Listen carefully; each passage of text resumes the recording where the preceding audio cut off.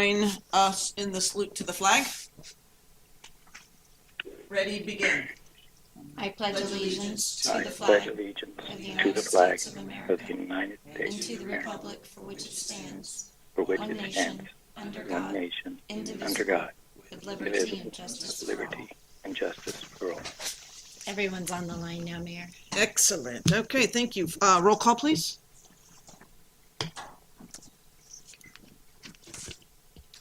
Councilmember Larson, Yes. Councilmember Ariano, Yes, but I can barely hear you. Councilmember Nusrati, Yes. Councilmember Esquer,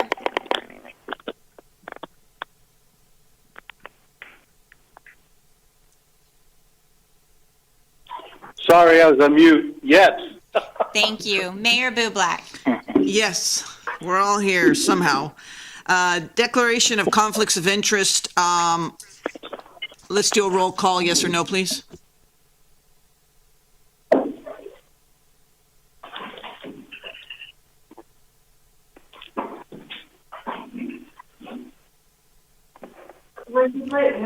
Councilmember Larson, declaration of conflict.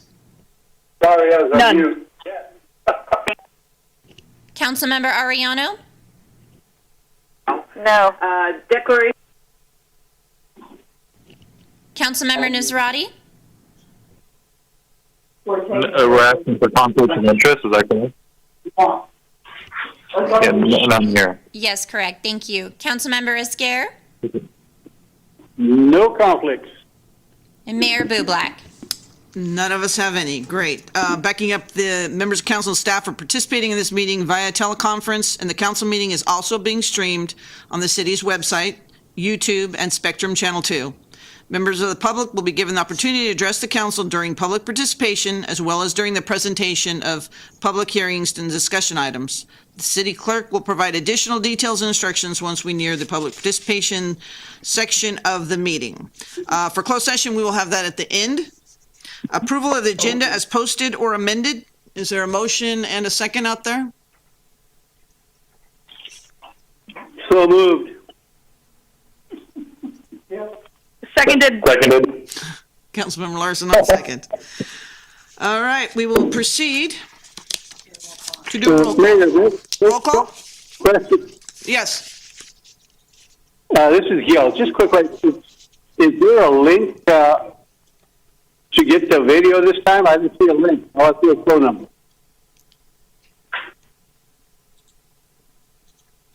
Give me just 1 second, Councilmember Esquer, and I'll confirm that for you on the website. Okay.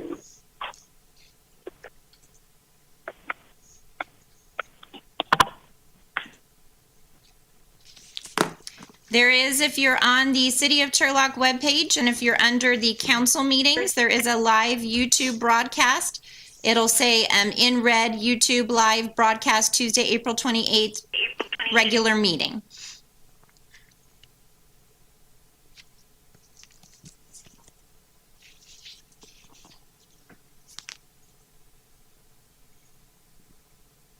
Okay, while you work on that, you don't need to see me for this recognition of National Volunteer. Actually, I'm sorry, we still have to do a vote. I got ahead of you. Thank you. I'm going to do a roll call for approving the agenda as posted. Councilmember Larson, Yes. Councilmember Ariano, Yes. Councilmember Nusrati, Yes. Councilmember Esquer,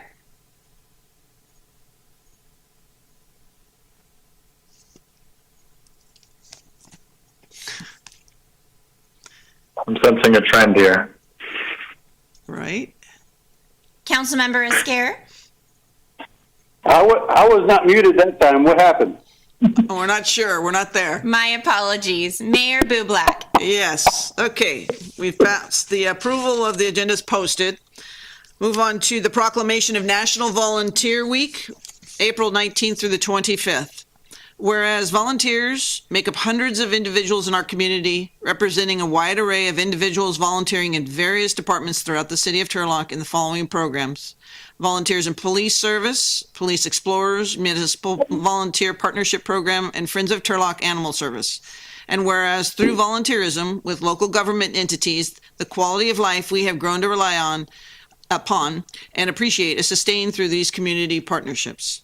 Whereas the City of Turlock's volunteer program are staffed with a group of men and women willing to serve an agency in need of their time, dedication, and talents.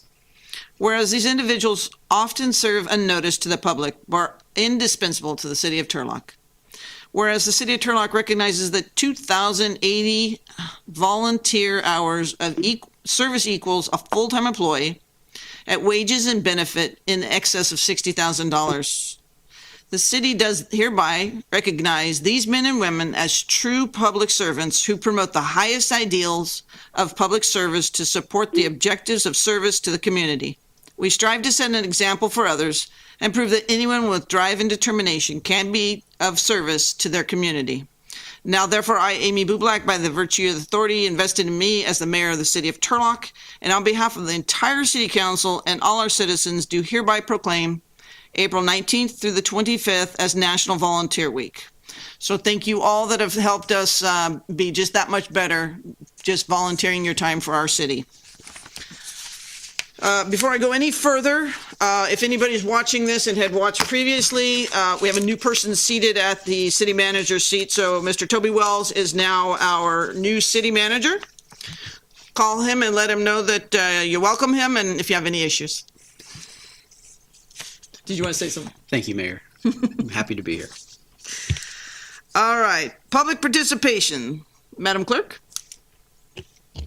Thank you, Mayor. Members of the public will be given the opportunity to address council on items that are within the subject matter jurisdiction of the City Council and on any item on tonight's agenda. For items listed on the agenda, we ask that you please defer your comments until the time that that item is heard by council. For those who are interested in addressing the council, please press *5 once the mayor opens public comment and before she closes public comment. Members of the public will be allotted 3 minutes for comments, and the comments will be taken in order of which they were received. When it is the member's turn to speak, they will hear an automated prompt indicating their line has been unmuted, and that is when the 3 minutes will begin. Lastly, we request that members who choose to address the council, please state their first and last name in the event any follow-up is needed. However, this is not mandatory. Thank you. Thank you. All right. So at this time, I will open the public participation and we will await our dispatcher / county clerk, city clerk here and see what she can do for us. Anybody pending? If any member of the public would like to address the council, please press *5 now. Thank you, Mayor. There are no members of the public who have, excuse me, I spoke too soon. Thank you, Mayor. There is one member of the public that would like to speak. I'm going to unmute the line for the caller ending in 4045. Hello? Hello, Yes. This is Angela. Hi, this is Angela Manini, and I just wanted to thank you for opening up the phone lines for the public to call in. My question would be, what are we doing in the county for our farmers as far as getting the small loans put through with the PPE and the CARE Act? Is there anything that we can suggest to them? Because they're kind of hitting a brick wall on that. So just for clarification, are you speaking in relation to the city or the county? I thought I heard you say county. Well, it would be for the county, the Stanislaus County, but I'm hearing businesses and farmers are being told that they don't qualify for the loan. Okay. What I will do for you is I will contact our supervisor for this area, Vito Chiesa, and ask him to do a post in response to this question to help us out on what that looks like. Okay, thank you, Amy. Thank you. Anybody else? Thank you, Mayor. I have another caller, the caller with the last 4 digits. Excuse me, actually, Mayor, they just hung up. So at this time, we have no other members of the public that would like to address the council. I take that back. I have one other member. The caller, the last 4 digits are 7090. Hello, caller? Hello, everyone. My name is Mandeep Singh.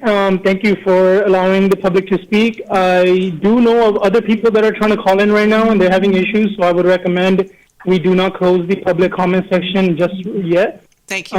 I wanted to publicly comment about the recent death at the Turlock Foster Farms plant last night or last evening. A 30-year-old young man who lost his life on the production line at Foster Farms.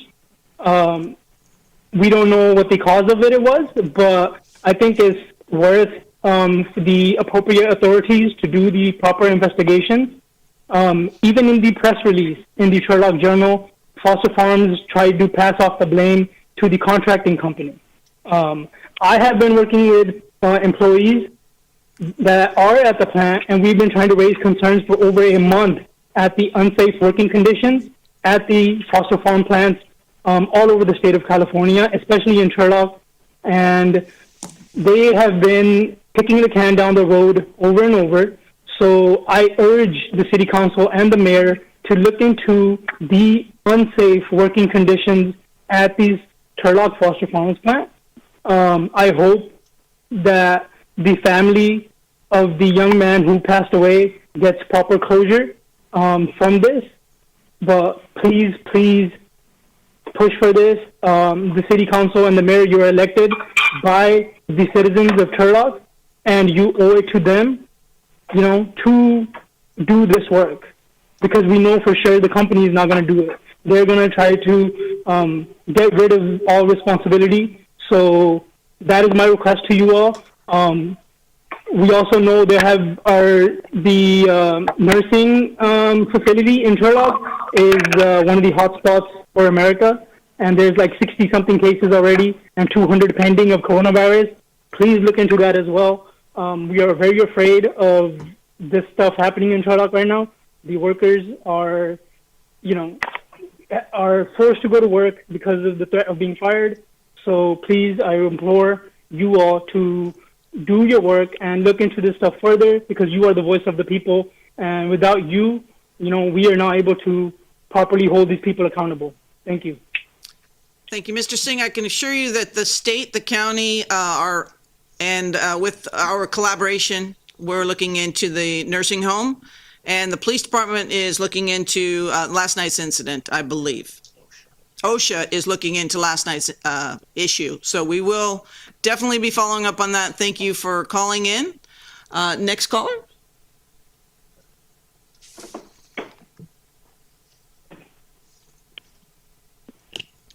The member of the public with the last four digits of 7858. Hi, good evening, Karina Franco. I am also urging you to have a thorough investigation of the nursing home facility. There has been lots of discrepancies in timeline in between the time the reporters and the facility actually gave information to the public, which was Friday, when a death had already occurred on Wednesday. Wednesday, they had been sending out patients knowing there was already infected individuals. They were sending individuals out to other clinics.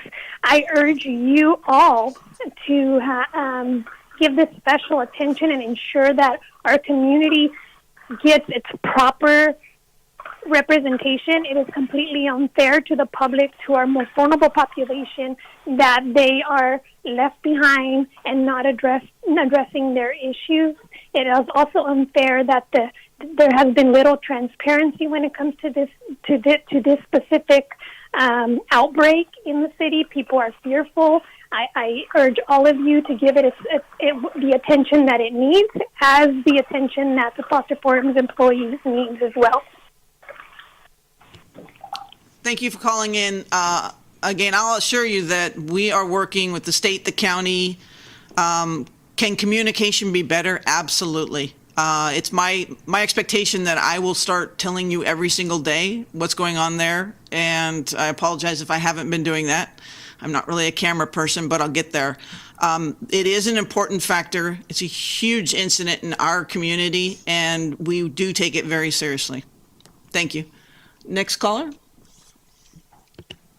Thank you, Mayor. At this time, I have no other members of public that have expressed an interest in addressing the council.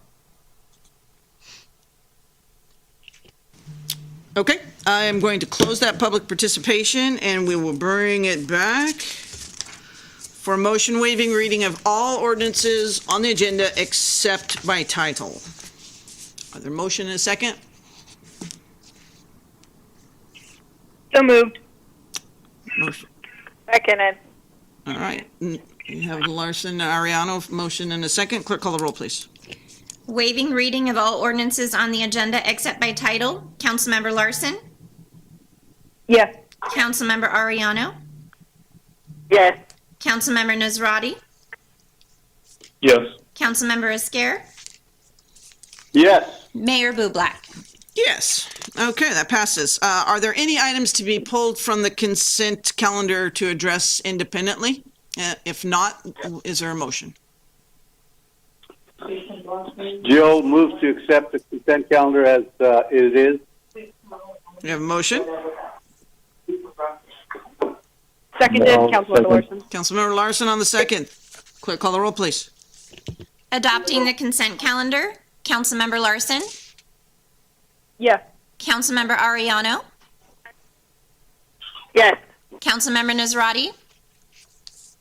Yes. Councilmember Esquer. Yes. Mayor Bublak. Yes. Consent calendar passes 5-0. Final readings, we have none.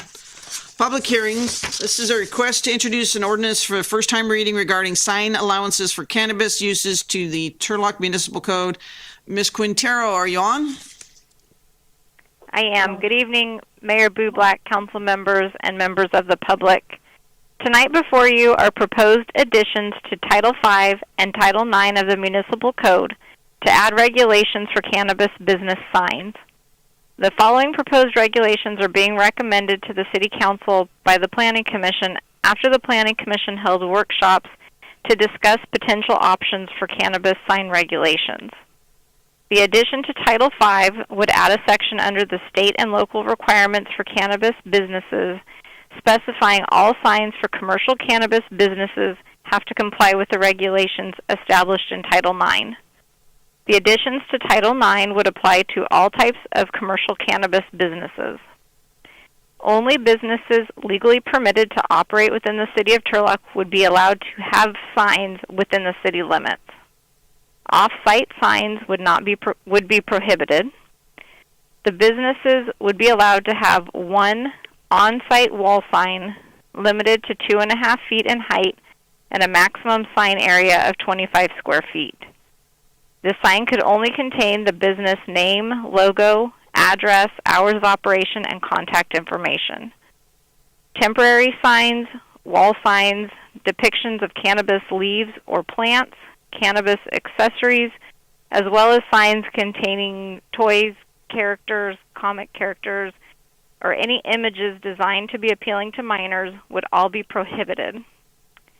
Standalone monument signs would not be allowed, but if a commercial cannabis business was located in a multi-tenant center with an approved multi-tenant monument sign, the cannabis business could have a sign space on that monument sign. At their April 16th Planning Commission meeting, the Planning Commission unanimously recommended the City Council find the proposed ordinance amendment exempt from CEQA and recommended that the City Council adopt the proposed additions to Title V and Title IX of the Municipal Code. And I'm happy to answer any questions you may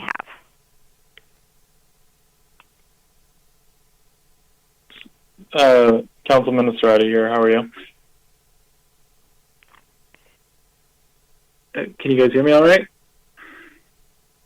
Yes, I can hear you. Yeah. Okay. So, so if there was a dispensary that were to open up along the freeway area, like the Monte Vista crossings, would they be able to put their sign on the large display there that's facing this freeway? The allowance within is only for multi-tenant monument signs. So if there were a monument sign that was approved through the sign program, they could locate on that, but we this does not give an allowance to locate on the multi-tenant freeway pylon signs.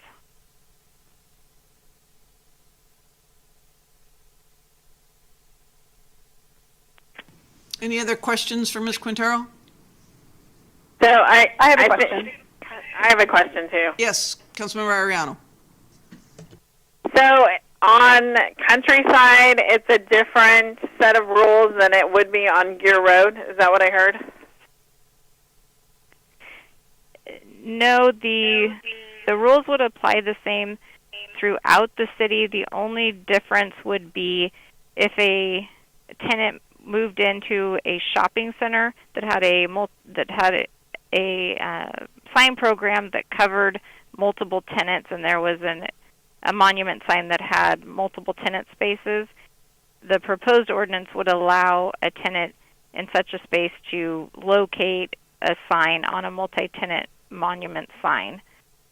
The freeway pylon signs were not included in this proposed amendment as an allowance. If a tenant moved into a building that was standalone, they would not be permitted to have their own individual monument sign. So like the one over by Hobby Lobby, I think it has Chipotle. No, I can't remember. If they were to go in that direction, they would only be permitted to put something that was existing on those signs. They would not have their own independent sign. That's what you're saying, right? Yeah, their own independent standalone monument sign. They would have an allowance. All businesses would have the allowance for the sign on the wall of the building. The only difference is between allowing a freestanding monument sign. Okay. I have a question for Katie as well. Go ahead, Councilmember Larson. So this would also prohibit any depiction or display of a cannabis leaf, cannabis product, or cannabis accessories if a business would want to paint a mural or an advertising side of the wall that we see businesses do nowadays. Would this ordinance also prevent that? Yes, that's correct. It would prohibit any kind of commercial depiction on a mural. The mural would be subject to the sign ordinance regulations if there was any type of commercial speech within it. So the business name could be part of the mural, but it would be subject to the 2.5-foot height limitation and the sign area limitation, and that would count as their one and only wall sign. Now, if there was a mural painted on the buildings that had no commercial message in it, didn't contain any products or anything that related to the business, then the mural would be exempt from the sign ordinance, but it could not have any cannabis-related products or items in the mural. Those would be prohibited. That would be all still subject to the sign ordinance. Thank you. So at this point, we don't allow anything with alcohol or cigarettes on it, correct? Correct. And what was the decision on the Planning Commission? They were happily agreed? Unanimously? Yes, the Planning Commission has been workshopping and asking to initiate and look at ways that signs could be regulated for cannabis businesses for quite some time. So this is a discussion that's been ongoing as to giving the Planning Commission information about what can and can't be regulated. And so this is, from that, what the Planning Commission wanted to present to the City Council as a proposed ordinance. So they unanimously recommended that the Council adopt these provisions. Okay. Any other questions of staff? Yes? Yeah, I have a question. So if there was a business that would have come in that had the cannabis leaf as part of their logo, they would not be allowed to display the logo in the city of Turlock? That is something, and I'll probably defer to Doug for help on that. I know that when we discussed it with the Planning Commission, that was something that was, we would have to look into if it was part of their certified logo. But Doug, do you have more information on that question? Yeah, so to the extent that the logo has cannabis leaves or depicts paraphernalia or uses cartoon characters, they'd have to come up with a different logo for use on the building. It wouldn't be acceptable for purposes of sign. Okay.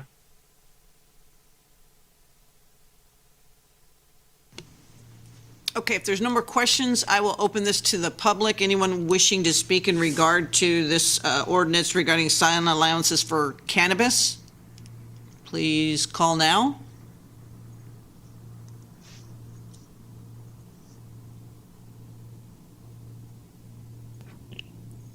If any member of the public would like to address the council on this item, please press star 5 now.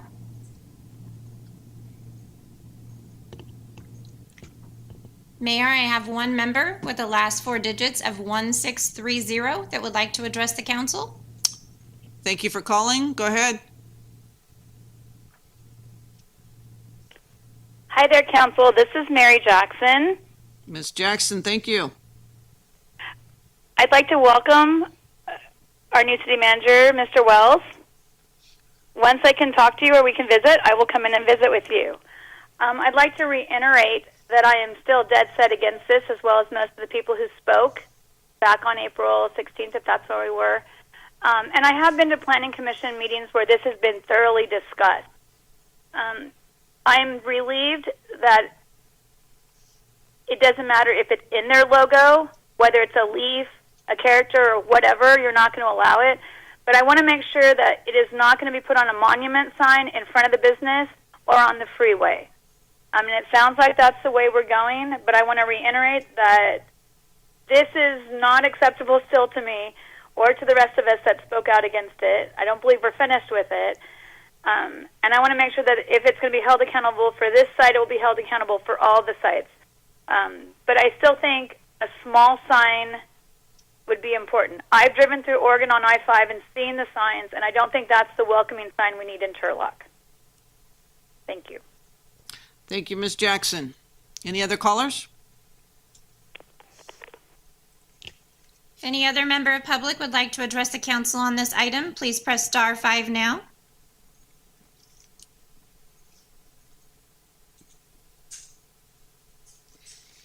Thank you, Mayor. There are no other members of public that would like to address the council on this item. Okay, I'm closing the public hearing on this item. I'll bring it back to council for consideration, discussion. Gil here. I didn't have any questions, but just a quick discussion. Go ahead. Okay. Anyway, I would just say after speaking to Nathan and Toby about this, basically all of this stuff was agreed to with all the dispensaries in verbally, and so now we're just trying to put it down in writing and make it official. So just you know, it's nothing new to anybody. I don't believe there's any really opposition to this. So I just want to make sure that everybody was aware. It's already been talked about, not just by the planning commission, but it was, you know, part of the DA agreements. And as far as they can figure it out, it's just something we're trying to put in writing to clean up our ordinance. So as soon as we're through with discussion, I would move to introduce. Any other discussion? I have a couple comments, Mayor. Yes, Councilmember Larson. First of all, I want to thank the planning commissioners that exactly what Katie said, that this has been really vetted through that group, and all of the planning commissioners have taken their responsibility in this pilot program very seriously and shared the concerns that even some of us shared about the signage of these businesses around our city, but ensuring it is very equitable and fair considering the product, but also considering that we want to make sure these businesses are successful. So fantastic job to our commissioners and to our staff that have been working directly with the cannabis dispensaries and businesses that have been extremely willing to be a part of those conversations, ensuring that their logos are discreet. And that tends, from what I've seen, that tends to be the best practices with successful dispensaries, is that their logos are discreet in terms of showing their product. I think that this is a great concluding document that really it has basically all of the concerns that the commissioners, this council, staff, and probably I would say that the community has been concerned about. And as of now, I just wanted to reiterate and conclude that if a cannabis dispensary cannot have a sign along 99 with any depiction of product at all, and if it does have a sign on 99, it'll be with other businesses if they are in a multi-business park that you see like at Target when there's like, I don't even know, eight different businesses listed off on one of the larger signs. So, and I think that's a very fair way to do it. No logos that we have approved have any obvious or any product pictures or depictions. So, I think that this is a great conclusion to those discussions that have been happening at the Planning Commission as well as the council. So, with the conclusion of this discussion, I would like to second Councilmember Scarra's motion. Any other discussion? Could I ask a question? Yeah. Yes. So we have some billboards right now that run along Golden State. Would they be allowed to put advertisement on those? Under what is proposed in this ordinance, no, because all off-site signs are prohibited. In addition, only cannabis businesses that are permitted to operate in the city can have signs in the city, so that would also prohibit any cannabis businesses that were operating elsewhere from locating on those billboard signs as well. Any other discussion? Yeah, and I mean, I just would like to speak directly to the city manager. In the discussion with the other businesses, there's been no issue raised related to the restrictive nature of this. In my time here, I've not been apprised of that discussion, but granted, that has only been less than 2 weeks, so I don't know that. I would question or caution the billboard and advertising aspect. That's interesting. I may defer there to Doug from Churchill White on. There's a slippery slope of monument signs, which we have clear purview, but advertising signs is a little different parameter. Doug, do you want to weigh in on that conversation? Yeah, so generally, this will apply to anything that we have, like signs, and it would be like, for instance, like a sandwich board sign like you'd see for real estate that folks might put out for open house.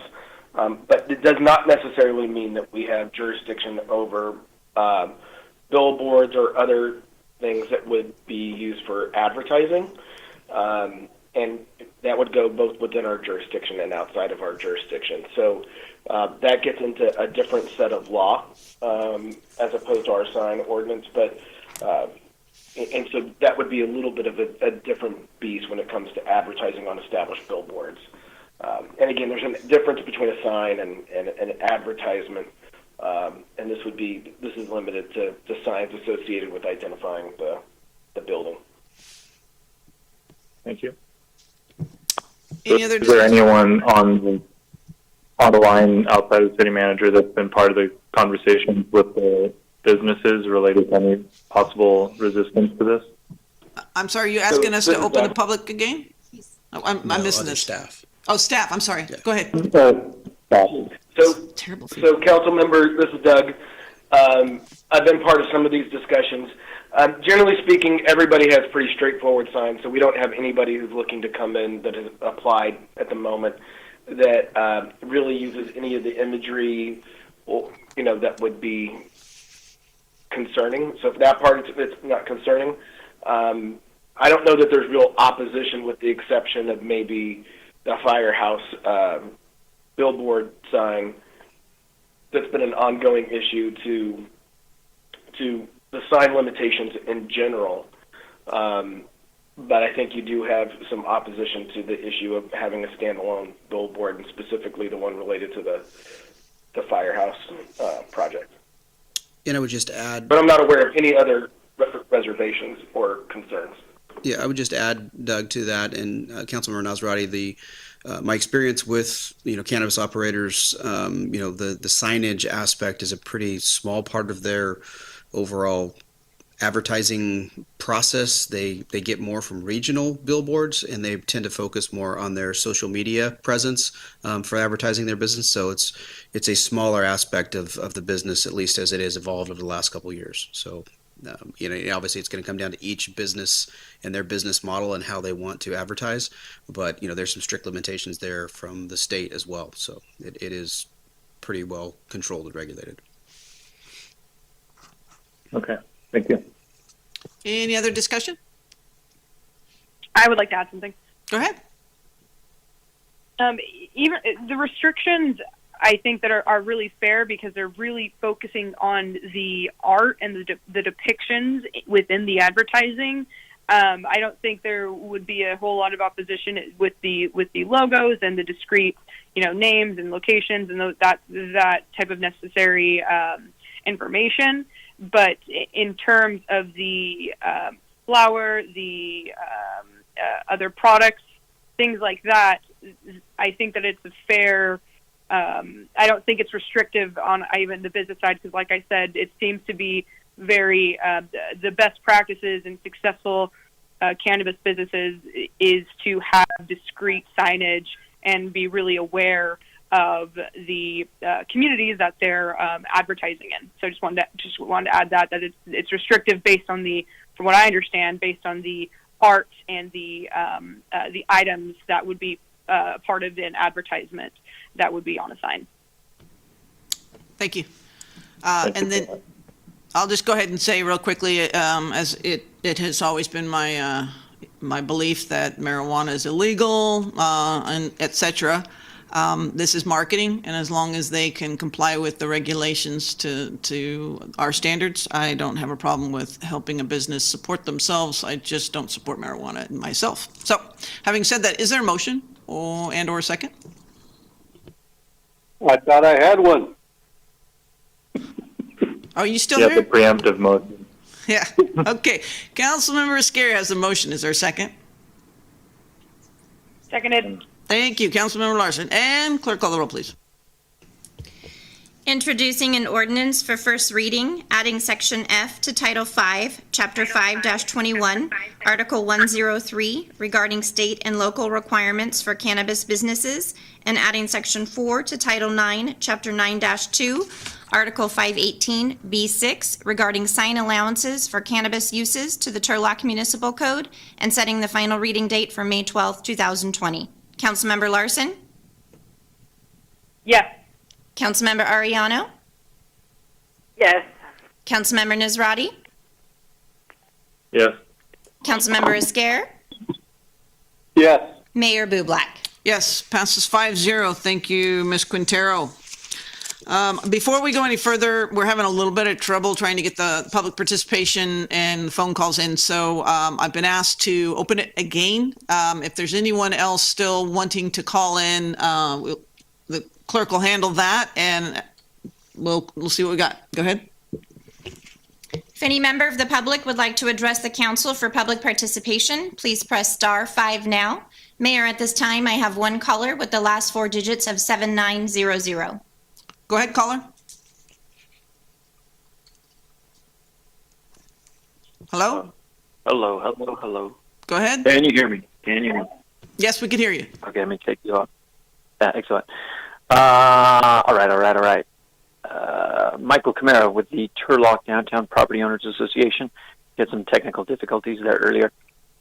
I wanted to relay some information and also a question on behalf of the TDPOA. There's been considerable communication the last 2 or 3 days in regards to this issue with the engineering department. Some signs have been placed at various parking lots throughout downtown, I think along First Street and whatnot. There's an indication that some resurfacing and restriping, sealing is scheduled to be done. Now, to give some background on this, roughly 10 years ago, this was done, and the TDPOA fronted about $55,000 or $58,000 more or less as part of our contribution to cover that cost. Now, there's been absolutely zero communications between the city and my organization in regards to what you guys are planning on doing. So we're a little bit concerned in that there seems to be a communicative black hole that has somewhat enveloped the entirety of that City Hall building. And this is yet another example of that. So this is obviously going to cost money, and we are going to be expected to pay into this, but no one has reached out to us to even hint at the amount that we are going to be expected to pay. So this is of great concern, obviously, yet again demonstrating some sort of communicative breakdown that's happening on your guys' side. Needs to be oversight. There needs to be public participation in this spending of money. So, that's the extent of my comment. Thanks. Thank you. And Mr. Bray will be coming on in a second for the next item, so he'll speak to that if you hold on just to watch separately. Are there any other callers? Thank you, Mayor. At this time, there are no other callers that have expressed interest in addressing the council. Okay. Then I will close the public participation. Mr. Bray, before we start this action item. Hello? Excuse me, Mayor. Yes. This is Gil. Gil here? Yes. Okay, yeah, I was just saying, would it be a good idea to just leave public participation open throughout the deal in case we do have people having issues, technical issues? That way we don't have to be opening and closing it? People can still press *5 even if it's not open, so she'll be able to see if there's somebody there. But as a rule, it's kind of hard to keep going, closing, opening, and then it also, as far as public hearings and such, it'll get a little cumbersome. But we'll get through this. We also have a new Zoom that we're going to use probably after this, Mr. Wells. Yes? Okay. So before action item number 9, are you online, Mr. Bray? Yes, I am, Mayor. Can you hear me? Yes. Can we speak to the roadway? I think you were just updating Mr. Mann right before the meeting. Yes, I was. Yes. So I was speaking to the downtown board member, Danny Mann, regarding this issue. Essentially, there was a drop in communication on my part, and we were trying to expedite our contractor to take advantage of the limited traffic, the limited parking that's going on in the downtown, and minimize those impacts. So we have a slurry contractor that's set to perform this work as well as future work on the bike path and assessment districts, and this was the first usage or the first part of the project that we were able to expedite. And so due to expediting it, we failed to communicate to the property owners as well as the downtown. So that falls on me. Okay, thank you for that update. I appreciate it. We'll move on, and if you're going to have some side conversations anyway. So action item number 9 is requested to adopt a list of projects and expenses for fiscal year 2021 and funded by SB1, the Road Repair and Accounting Act of 2017. So, Mr. Bray. Yes, good evening, Mayor and members of the council. The item before you tonight is the annual SB1 plan. SB1, otherwise known as the Road Repair and Accountability Action of 2017, provides funding to cities, counties, and the state for road maintenance activities and are derived from a variety of fuel excise, tax, and registration fees.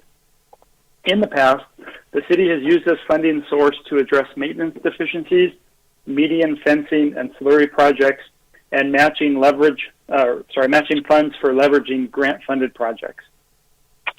As a requirement prior to receiving funding, each agency must establish a list of projects and expenses of SB1 funds and submit that list to the California Transportation Commission for approval. Agencies are then required to complete a report in the fall detailing the usage of those funds compared to the previously submitted list. The deadline for submitting this list to the California Transportation Commission is May 1st. This year's list is in a large part a continuation of last year's list, as the majority of the funding is for reoccurring tasks to maintain our current transportation system.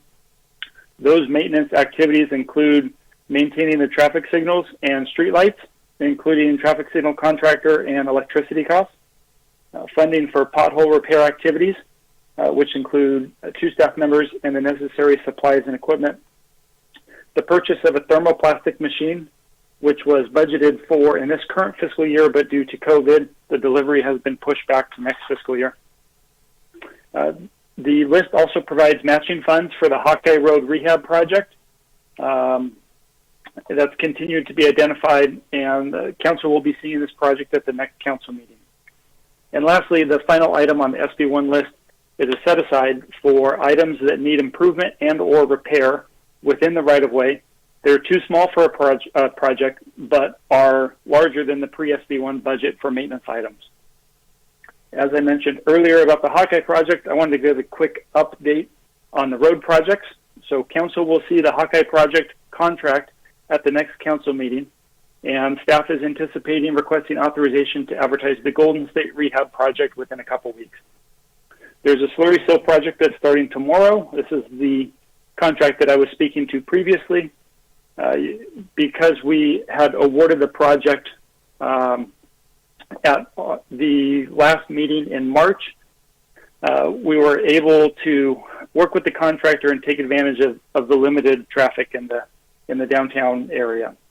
The last thing we wanted to do was to close off parking lots once we finally started getting things open. So oversight on our part for sure. Finally, the Northeast Quadrant and Southeast Quadrant road rehab projects. If you remember, these were the projects that identified various roads within the different areas. Those two are they're still on track with little effect from COVID, while the Southwest Quadrant project has experienced more delay. It's still the goal, it's still attainable, to have the Southeast Quadrant and Northeast Quadrant projects bid in June. And finally, I'll end on a good note. The city received notification of staff's successful request for additional federal funds for 3 separate traffic signal projects amounting to approximately $627,000. So without these additional federal funds, matching fund sources such as SB1 or Measure L would need to be used. However, since we were able to secure the additional funds, we preserved our local funds for future local uses. So with that, I'd be happy to answer any questions.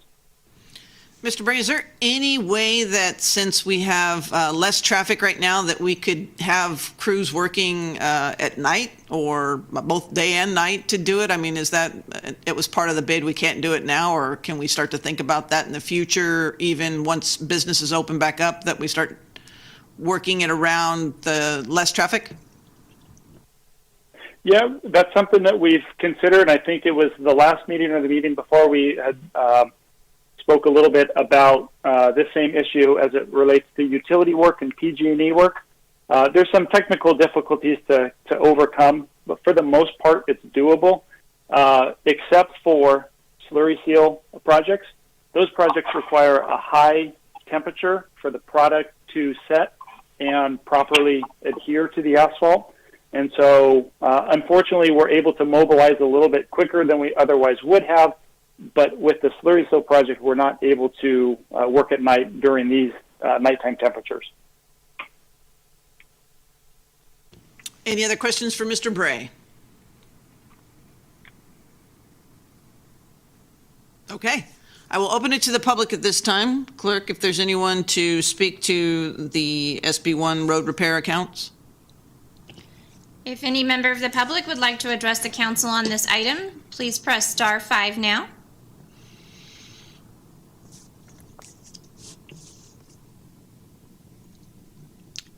Mayor, there is no member of the public that would like to address the council on this item. Excellent. Okay, I will close the public participation and we'll bring it back. What is the will of council? I have a Motion to approve. question. Oh, sorry. Vice Mayor, you have something? Yeah, we have, so the thermoplastic machine that we're making a purchase for, is this, are we doing new level of maintenance because of the machines? Yes, Councilmember, the thermoplastic machine will allow staff to place thermoplastic material as opposed to paint material. And so if you look at a lot of the roads that have recently been overlaid or rehabilitated in some form or fashion, you'll notice that the thermoplastic material or the striping lasts a lot longer. It's more vibrant. The required maintenance on the thermoplastic is much less intense than the current paint system that we have. The paint system we have, it works, but it requires more maintenance. Got it. Thank you. Any other comments or motion and a second? Move to adopt. Gail Spear here. Gail with the motion. I'll second. Councilmember Ariano with the second. Clerk calling the roll, please. Councilmember Larson? Yes. Councilmember Ariano? Yes. Councilmember Nazrati? Yes. Councilmember Iscare? Yes. Mayor Bublak? Yes, it passes 5-0. Mr. Bray, thank you, and also thank you for the stop sign at 5th and Linwood. Took a while, but thank you for getting that for us.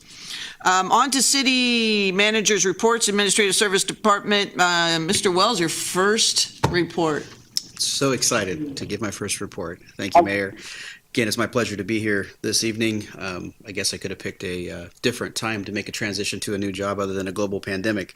And I will apologize for looking at my phone this evening as Mayor and I are both receiving many text messages regarding the pandemic and the challenges that we face as a community. So that is not normal for me, but the times require us to multitask, and we're doing the best that we can. So I apologize up front for that. So the update this evening discussing the potential for a sales tax measure to be placed on the November ballot of 2020. So the first, just looking at the steps it would take to get there and the framework that would be necessary. So the first is the conversation about our budget workshop and how that dovetails or correlates to the timing related to a sales tax measure. So as it's scheduled right now, and these dates are still tentative, but we're working to get these scheduled for a budget workshop with the council that of course would be open to the public under these weird public meeting times we were still working through the logistics on, but a budget workshop that would be around the dates of May 11th and May 13th, so broken into two pieces. Budget review with the council, again at a regular council meeting on May 26th, with adoption scheduled for June 9th for the fiscal year 2020-2021 budget. And then following that, to ensure that there's context, would be the start of the sales tax measure discussion with a workshop on or around May 27th, a council meeting review on June 9th, and then a council final decision as to whether to place an item on the ballot for consideration in November. So those are the kind of the framework, and there's a lot of work that would need to be done before we get to that 27th. At this point, I'm just providing some information to the council on the time frames, so there is a little more time and obviously lots more community opportunities for conversation. That's my report, and I'm happy to answer any questions you may have. That's it? You've been here like a week and a half. I mean, really? Keep it simple for this one. We'll have plenty more to talk about in the next the next 2 months get So we had kind of talked about whether or not we could invert them and maybe just do a reso to put the budget off a little longer if my colleagues are thinking that they're scared that we're not going to be on a time. So food for thought for later, I guess. Yeah, so I mean we still believe that's an option from a finance perspective, and I met with our finance staff yesterday. The information and the data is there for the budget consideration. We still think it's valuable to present that information even in draft as a workshop, and then council can really have that consideration during the workshop to say, here's our options to move forward with the budget or to continue, do a continuing resolution of pushing our normal budget process out a little bit. So since we've got the information together and what we know today, we believe the context would be best for council to see, here's where our numbers are for current fiscal year, 1920. Here's what the draft looks like for 2021. And here are some options on how we move forward. So this time frame is built on the premise that we would be able to get it done, meeting all of our normal time, normal constraints, having adopted budget by July 1st. But obviously the world we're living in is very different today. And so we would present those options during those workshops and get council direction how they'd like to move forward. Any questions for Mr. Wells? Yeah, I have a question. Go ahead. Okay, so I just want to verify the timeline here that you threw out there. So we're looking at approximate workshop related to the tax sale measure on May 27th. 27th. And then a 27th, okay. And then it would be brought before the council for consideration on the 9th of June. Correct. And then the follow-up date for final action would have to occur. The 23rd is basically the last time we could take action and still meet the county's deadlines for placing the item. So it gives us 2 meetings to make a determination. Okay, so if we needed to have further discussions on June 9th, we could push the final decision to the following meeting. Correct. That's what I anticipated. The final decision will be on the 23rd, but you'd have 2 meetings to make that determination. So building in some cushion there. Any other questions for Mr. Wells? Okay, thank you for that. Fire department had a written one that's within the agenda packet, and I believe that Chief Carlson will be telling us about the COVID-19 update. Yes, ma'am, Mayor, Council, and I can answer questions after about each of them. But specifically dealing with the COVID update, the Turlock Emergency Operations Center continues to be open at this point. We are continuing to work with our partner agencies, particularly the County EOC, to facilitate needs and resources. And we are planning for this phased, safe reopening of Turlock as the orders change from the state and the federal and the county.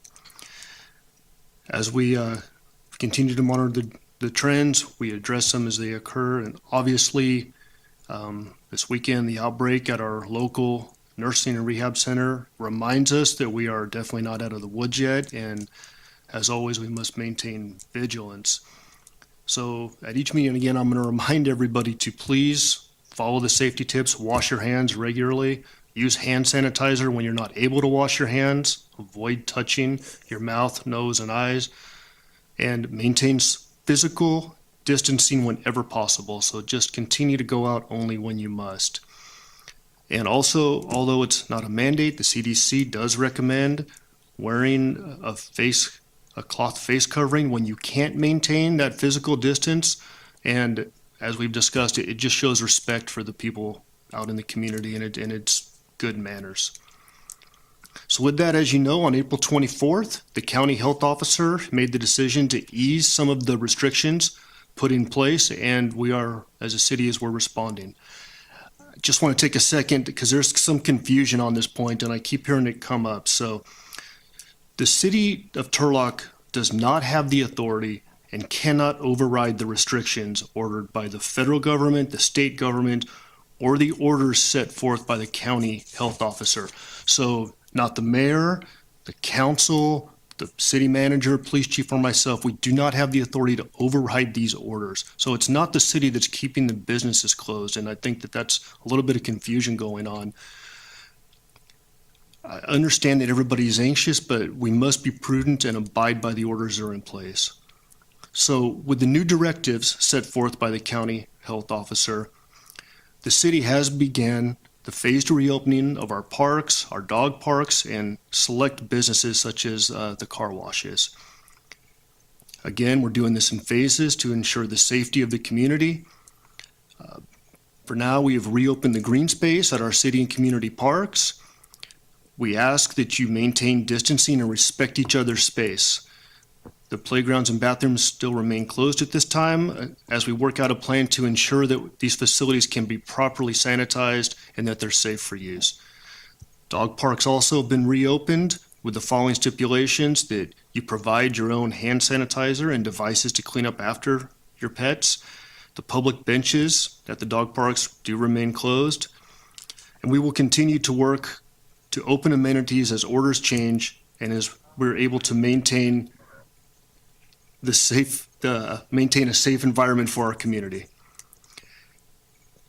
Our finance update so far, in the 6 weeks, roughly 6 weeks the EOC's been open, we have encumbered $106,000, breaking down with about $52,000 in personnel cost, $24,000 in supplies, and $30,000 in legal fees. And this is slowed down since the last update as we have procured some supplies and kind of got ahead of it. So it seems to be trending down, still far under the number of the $500,000 that the council did allocate.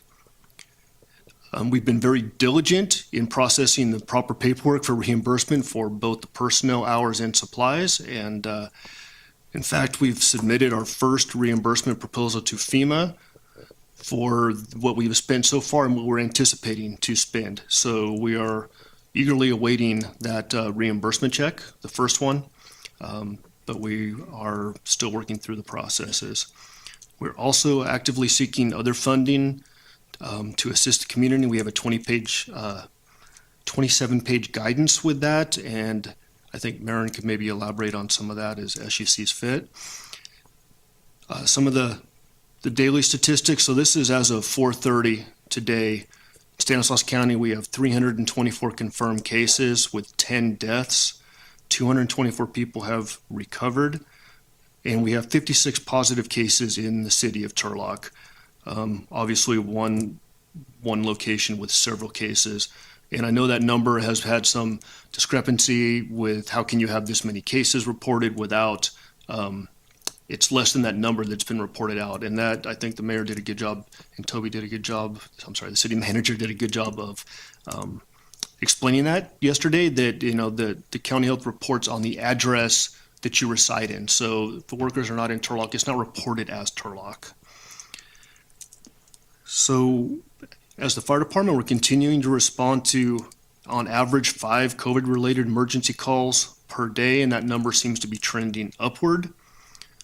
And last, as we're aware, we have a significant COVID cluster at one of the facilities in Turlock. And with the new numbers coming out, I really think it's starting to hit home. Most all of us will know somebody now that is affected, or at least know somebody who knows somebody that's affected. So we are definitely not out of the woods yet, and we must remain diligent at this time. So with that, I'd be happy to answer any questions you may have. Any questions for our chief? Yeah, Gil here. Go ahead. Comment and question. Chief Carlson, can you just give a brief description of the contact tracing? Because I feel that the public does not understand what happens every time that we find a test positive incident. We have to go through the contact tracing for 14 days, and then you have to try to contact the people that they contacted. So, maybe just a brief description of what happens during the contact tracing phase to give people an idea of what you have to go through before you can give any information out. Sure. Thank you, council member. Right. It's important that the information that we do give out is correct. Sometimes fast is not the best option. It needs to be correct. With contact tracing, there is an entire division up at the county EOC devoted to that. When we find a COVID positive case, you're right, we have to go back and trace where that person has been, who they may have been in contact with. We do it for our first responders, for the public, and then they must contact everybody that they've been in contact with, and they become a person under investigation or suspicion. They're asked to self-quarantine. And as these numbers rise, it becomes a pretty daunting task to keep up with the contact tracing. So with the outbreak at the nursing home, a lot of time in the county and with us has been developed specifically to that cluster. So it does take a little time for the information to come out, but it is very important that the information that does come out is correct and not just fast. So, Chief, on that, can you go ahead and elaborate a little bit about how come there's so many pending and how some were tested in a different facility? So, specifically speaking to the nursing home, the initial tests that had come out, some of them went to a private lab, which is taking a little bit longer for the pending results versus the ones that were done closer to home. Results are initially they were taking anywhere from 4 to 6 days. They've cut that down a little bit, but that's why we're getting them in not all at once, because they were sent to different places rather than having them all back now. I know a new batch just came in right before the council meeting, which upped the numbers, but I believe we still have over 120 still pending, I believe. 132. 132, thank you.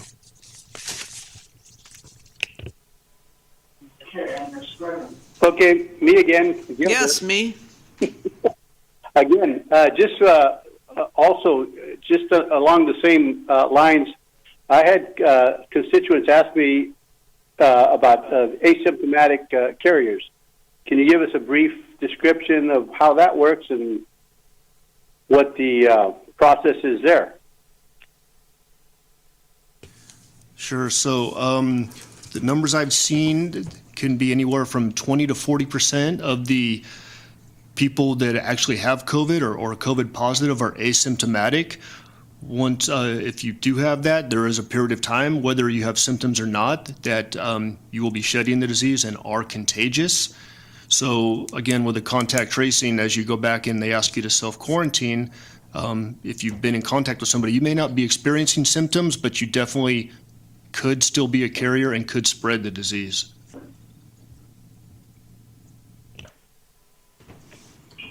Any other questions for the chief? I have a couple. Go ahead. So are we helping the county facilitate quarantining the staff members, or is that the county takes that into consideration on where their residence or where they reside, or how is that working? So as far as the quarantining of the staff members, the county does take the lead on that. There's been questions as to why we don't go into the nursing, to the Turlock Nursing Rehab and mandate this or that. They fall under the Health and Human Services Agency, the California Department of Public Health, and the executive orders from the governor. We don't have authority and jurisdiction over them. They are being mandated by their own regulations, I guess. And if Doug has any other better information, feel free to jump in here. But so as they are being confirmed COVID positive, just like any other member of the public, the quarantining would be, first, if they have a place to go home and quarantine, that's what they're being asked to do, specifically with the workers. Just like anybody else in the public that would do that, they don't mandate them to be quarantined inside the building. If they don't have a place, the county helps facilitate a place for them. So one more thing. So the county is facilitating, helping that organization out, not the city of Turlock, correct? Well, the state is on site at that facility, and the county is assisting with them. So each private for-profit nursing facility, they have their own plan in place and a contingency plan for that plan in place, and they let them work through their own devices first, and then the state has oversight with that along with the county. So it's not within the city of Turlock's purview, although if they've reached out and we're asking for help, we would facilitate as we can, but the bulk of it is being taken on by the state. So what about our staff? Are we still going in there as 911 service, operators and helping them, or is the state taking over that responsibility too? No, yes, ma'am. As always, with 911 calls, we do respond, and we have responded into Turlock Nursing and Rehab. We have protocols with full PPE, decom procedures. It's just part of being a first responder. We know that's part of it. We are as safe as we possibly can be for every single situation, but it is our job to respond to the 911 calls within that facility.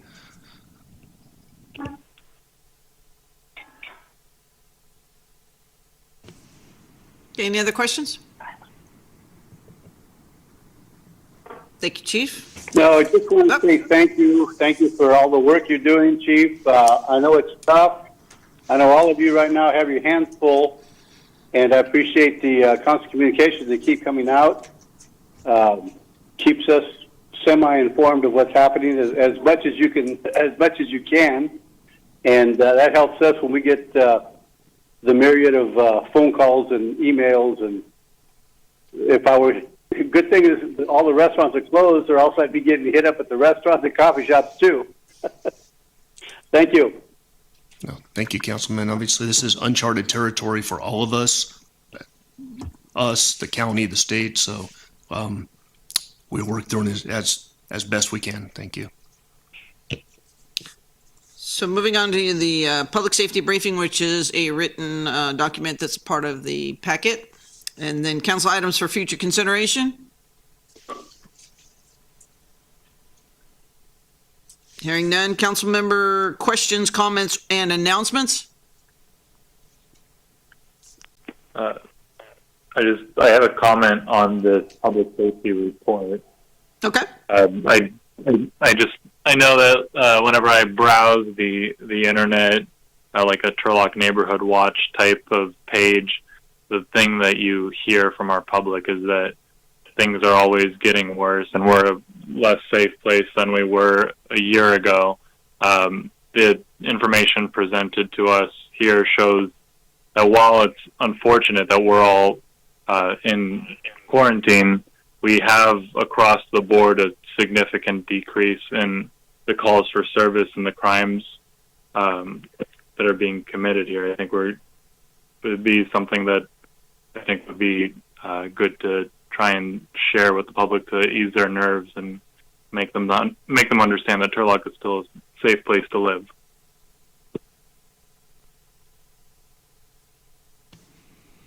Thank you. Can I just make a comment? Sure. So I've been asked, and maybe Chief Carlson can speak to this, why Turlock has not mandated people to wear masks. So if you maybe, and I probably should have asked that before, but it just came in, why we as a city have not mandated people to wear masks. Sure. Again, the city does not have the authority to mandate people to wear masks. I know that that's been a point right now in Yolo County. The county health director of Yolo County did mandate that. Our county health director has not. It's still a recommendation. Private businesses can mandate that you wear a mask before going into their business, much like the no shirt, no shoes, no service. They can add the mask to that. Sorry. Again, like the mayor and Mr. Wells, I'm getting texts in between this, but yeah, so that's just, it's not in our purview. I do recommend though, if you can't maintain social distancing, and we've talked about this, it's a good idea to wear a face covering. It shows respect, and it's good manners for people right now during these times.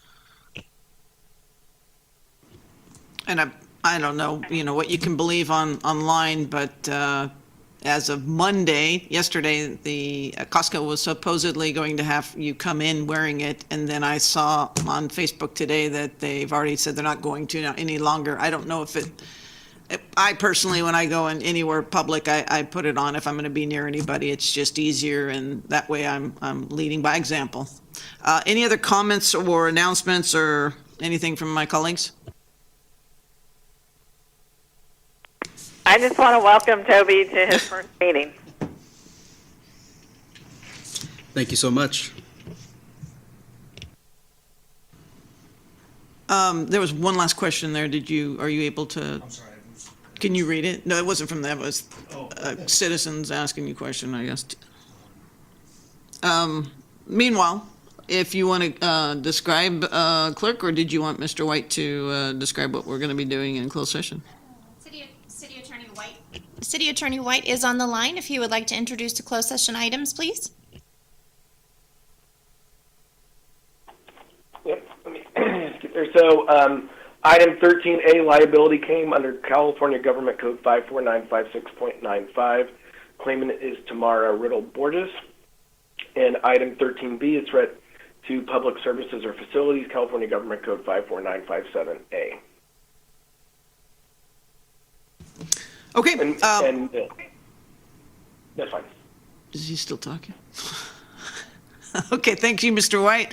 All right, this is where we exit into a different phone number. Thank you all for monitoring. We will come and announce whatever took place, but for that point, we will be adjourning to closed session. So now, Line muted. we're again, correct? Line unmuted. I think that's what she said. Thank you. Yes. For members of council, if you will please adjourn to the teleconference information for the closed session. Thank you very much.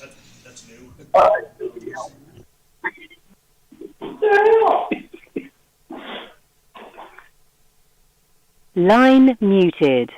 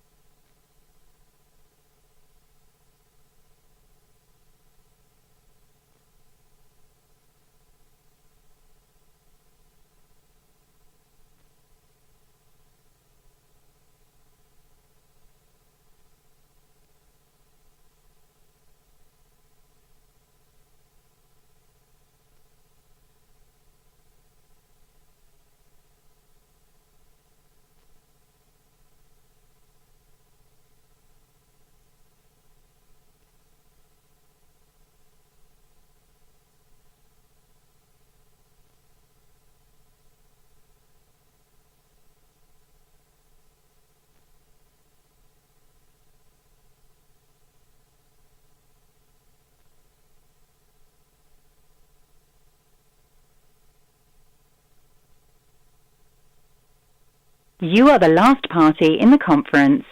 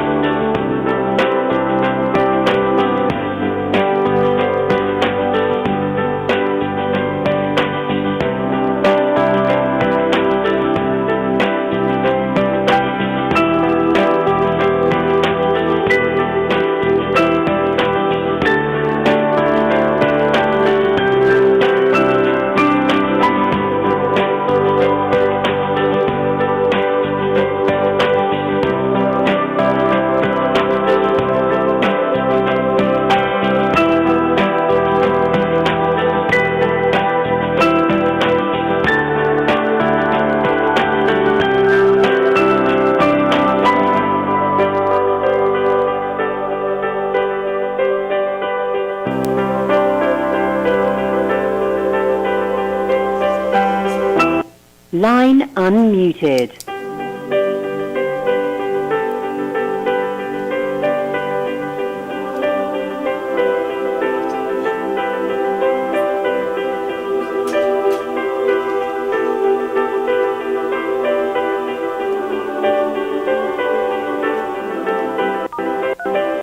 This is not a valid menu option.